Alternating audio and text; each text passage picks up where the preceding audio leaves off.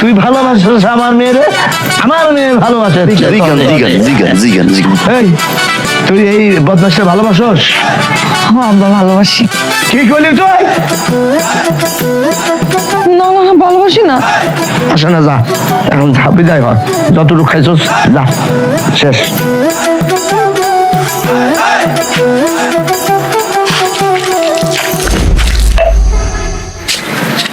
এই তুই একটা শালা।